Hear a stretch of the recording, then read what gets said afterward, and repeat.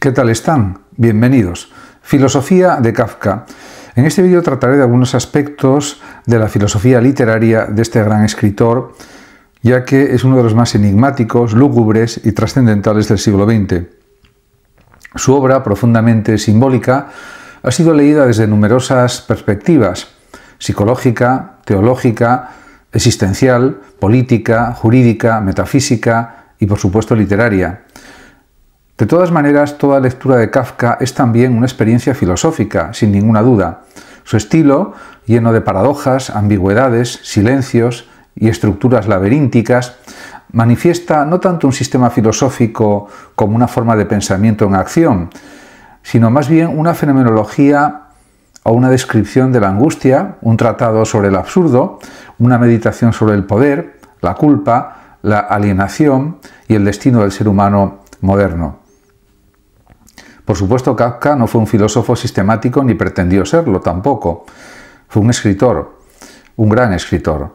No desarrolló una doctrina ni redactó tratados. Su escritura es, sin embargo, filosófica en el sentido más profundo del término, ya que indaga en el sentido último de la existencia, desmonta los mecanismos de la razón, expone las aporías o contradicciones del lenguaje y enfrenta al sujeto con lo ininteligible.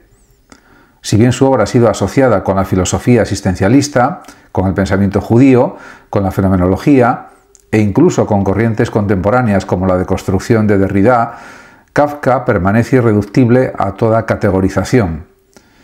En este vídeo buscaré desplegar, explicar su pensamiento literario filosófico desde su obra y su vida. Y en este aspecto hay que hablar de la imposibilidad de habitar el mundo. Kafka se puede afirmar que parte del extrañamiento, de una sensación radical de no pertenencia. En su célebre diario del 2 de agosto de 1914 escribió, abro comillas, «Alemania ha declarado la guerra a Rusia. Por la tarde fui a nadar». Esta frase aparentemente banal refleja una actitud fundamental.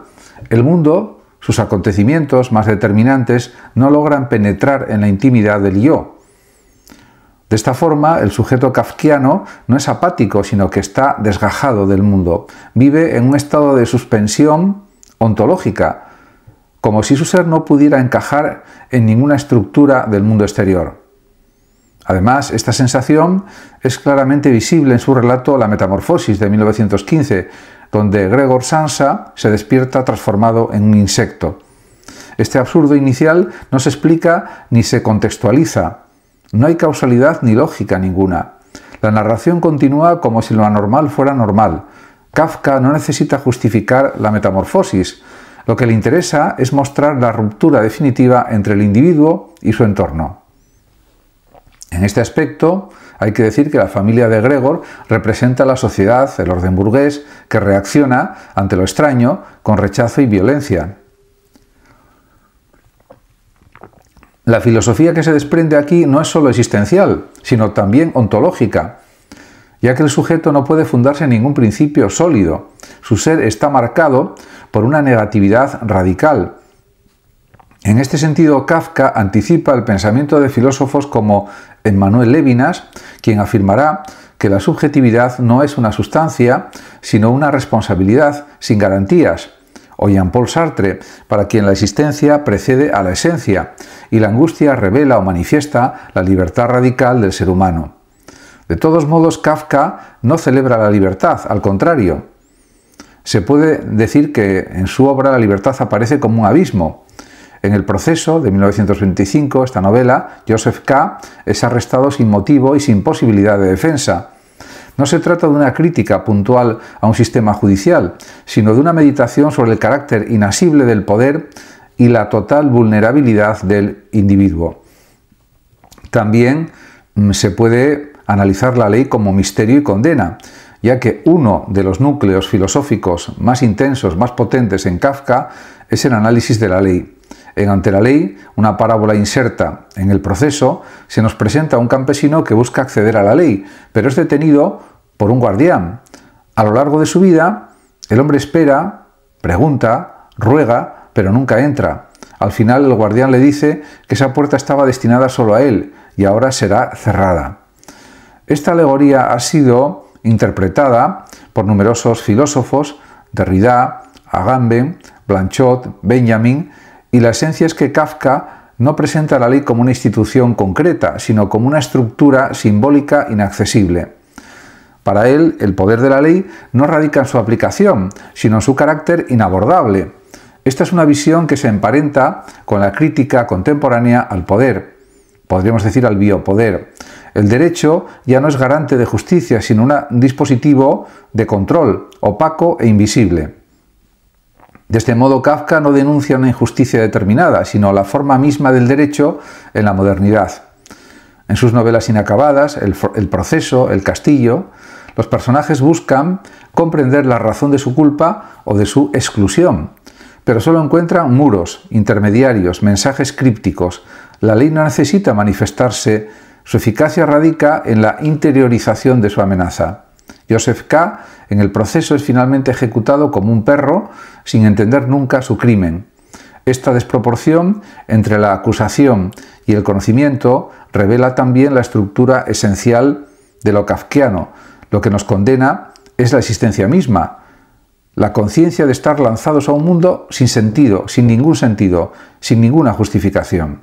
Aquí Kafka se aproxima a lo que Albert Camus llamará el absurdo, el divorcio entre el deseo humano de comprender y el silencio del mundo.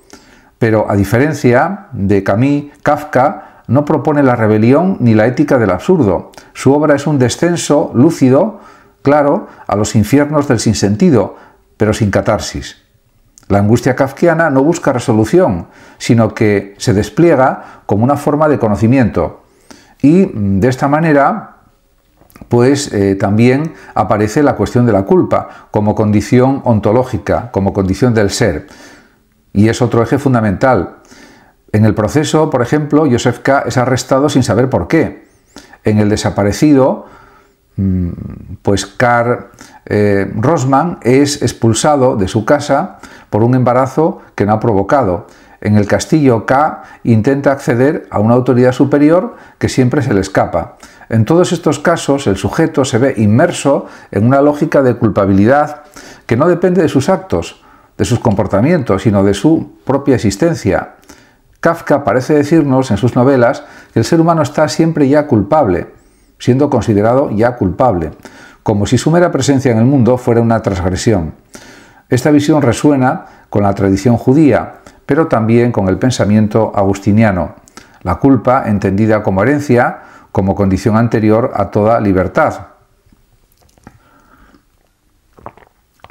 Sin embargo, Kafka no remite a ninguna teología concreta. Su culpa es laica, metafísica, existencial.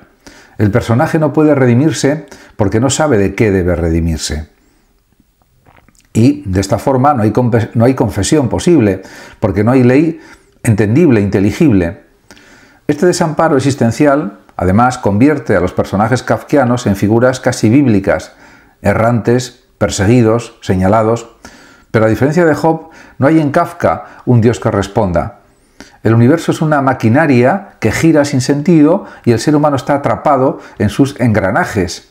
La teodicea fracasa para Kafka. No hay justificación del mal, solo reproducción infinita del mismo. Y de esta manera también hay que hablar de la deshumanización burocrática y la modernidad sin alma que también aparece en sus novelas, ya que uno de los aspectos más modernos en Kafka es precisamente su diagnóstico de la burocracia como estructura deshumanizadora.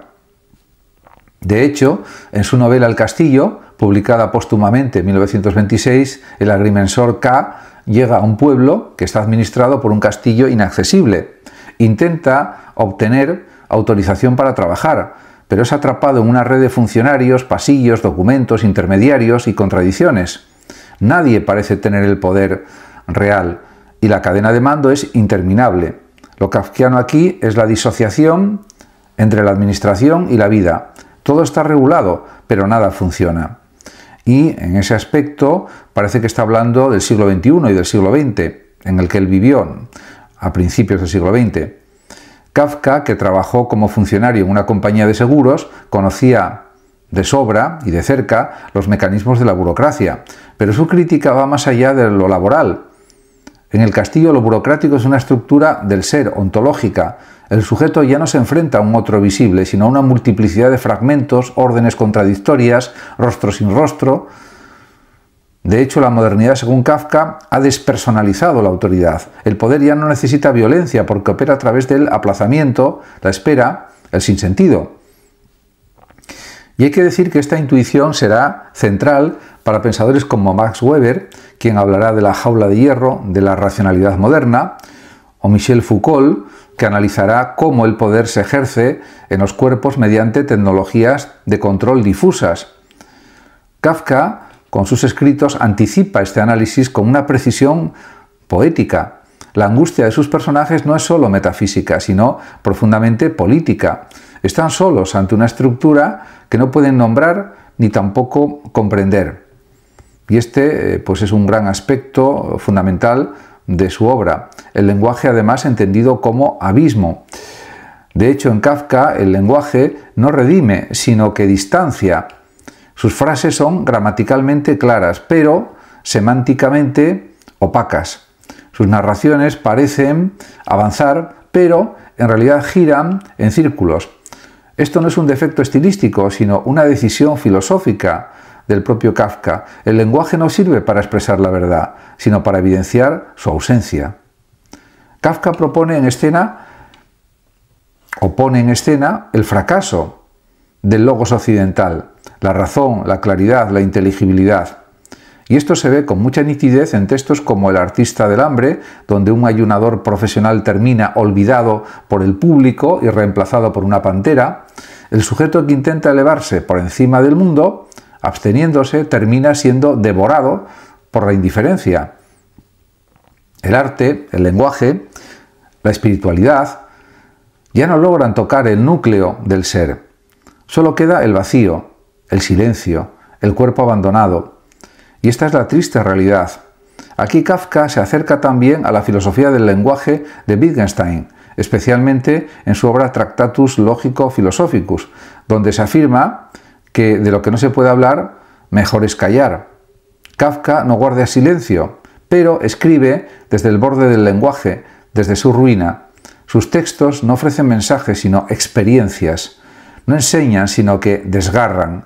Y esto es algo muy meritorio en la obra literaria de Kafka. El cuerpo sufriente y la animalidad también aparecen en sus novelas, en sus relatos, en sus narraciones. Otro aspecto filosófico clave en Kafka es la tematización del cuerpo. No se trata del cuerpo glorioso nietzscheano, sino del cuerpo sufriente, enfermo, animalizado. En la colonia penitenciaria, una máquina, por ejemplo, ejecuta a los condenados, grabando en su piel el crimen cometido.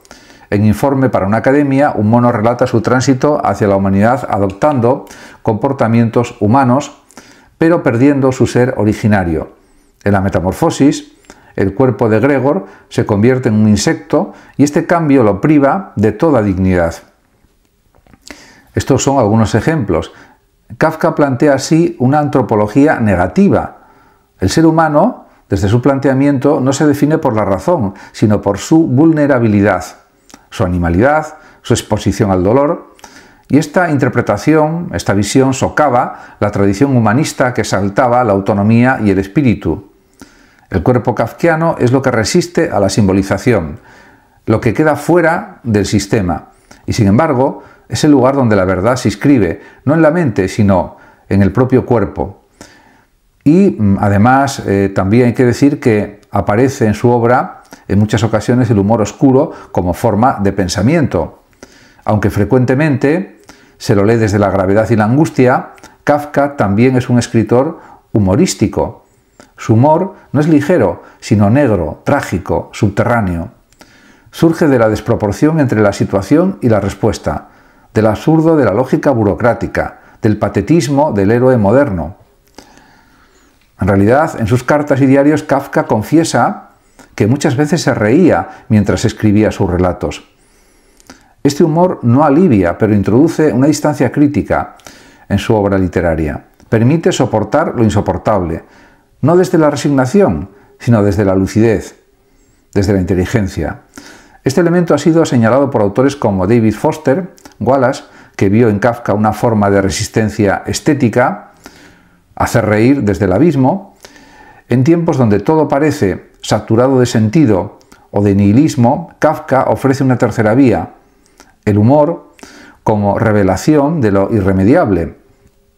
Y de este modo se puede decir también que Kafka es como un teólogo sin Dios. Finalmente, no se puede abordar la filosofía kafkiana sin referirse a su relación con lo sagrado.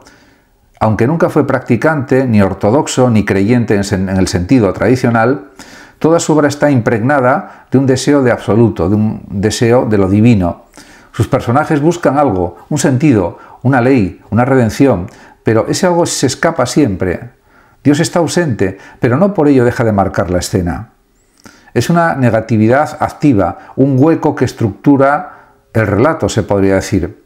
Kafka ha sido también comparado con Kierkegaard por su concepción de la fe como salto al vacío y con San Juan de la Cruz por su noche oscura del alma. Pero él, Kafka, no ofrece esperanza ni comunión, solo la espera, la incompletud, el gesto fallido. Su mística, por tanto, se puede calificar de negativa. Su teología es la del silencio. En este sentido, Kafka representa el rostro más desolado de la modernidad, aquel que ya no puede creer, pero tampoco puede dejar de buscar, de investigar. A modo de conclusión, se puede afirmar que es una lucidez sin consuelo. Kafka no ofrece respuestas, sino formas de preguntar. Su filosofía no se articula en tesis, sino en figuras. El agrimensor perdido, el acusado sin defensa, el insecto repudiado, el mono domesticado, el artista ignorado. Cada uno de estos seres encarna una dimensión del ser contemporáneo. Su desarraigo, su desamparo, su culpa, su deseo de redención. Por tanto, leer a Kafka es enfrentarse con lo real en su forma más desnuda, sin consuelo, sin sistema, sin escapatoria ninguna. Pero también es una forma de resistencia, decir lo indecible, escribir en el límite, mantener abierta la herida del sentido. Por eso su obra sigue interpelando, interrogando, incomodando y conmoviendo, porque en ella nos encontramos con la necesidad de la verdad, aunque no aparezca esa verdad, pero sí aparece la pregunta que nos mantiene vivos, o las preguntas que nos mantienen vivos. ¿Qué significa ser humano en un mundo que ha olvidado el rostro de Dios? Kafka nos recuerda que la filosofía no siempre consuela, a veces simplemente ilumina o aclara la noche, pero quizás eso pueda ser suficiente en cierto sentido. Muchas gracias a todos por su atención y hasta mi próximo vídeo. El que lo desee puede compartir este vídeo, darle like o suscribirse a mi canal de YouTube. Hasta pronto.